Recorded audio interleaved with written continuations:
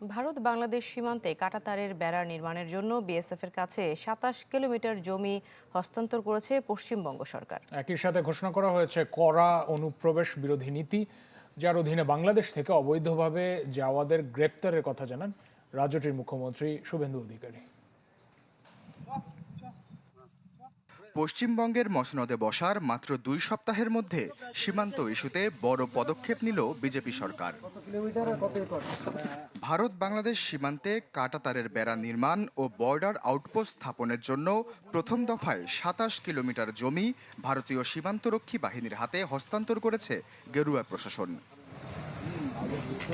বুধবার কলকাতার রাজ্য সচিবালয় নবান্নে আয়োজিত এক উচ্চ পর্যায়ের বৈঠকে এই জমি হস্তান্তর করেন মুখ্যমন্ত্রী শুভেন্দু অধিকারী। বলেন, বাংলাদেশ থেকে অনুপ্রবেশকারী ঠেকাতেই এই পদক্ষেপ। তিনি আরও জানান, শিগগিরই কার্যকর হবে নাগরিকত্ব সংশোধনী আইন সিএএ।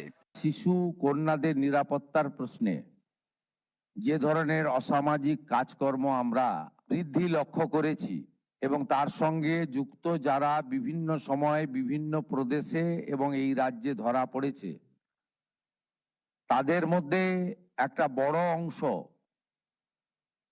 বাংলাদেশ থেকে আসা অবৈধ অনুপ্রবেশকারী।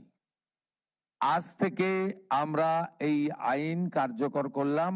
সিএ এর আওতায় যারা নেই তারা হলেন কমপ্লিটলি অবৈধ অনুপ্রবেশকারী ইনফিল্ট্রেটার্স। তাদেরকে সরাসরি রাজ্য পুলিশ গ্রেপ্তার করবে এবং ডিটেন করবে এবং হ্যান্ডওভার করবে বিএসএফ এর হাতে। অনুপ্রবেশকারী হিসেবে কোনো বাংলাদেশি গ্রেপ্তার হলে তাদের বিজিবির সাথে সমন্বয় করে ফেরত পাঠানো হবে বলে জানান রাজ্যটির মুখ্যমন্ত্রী। Desk report, channel 24।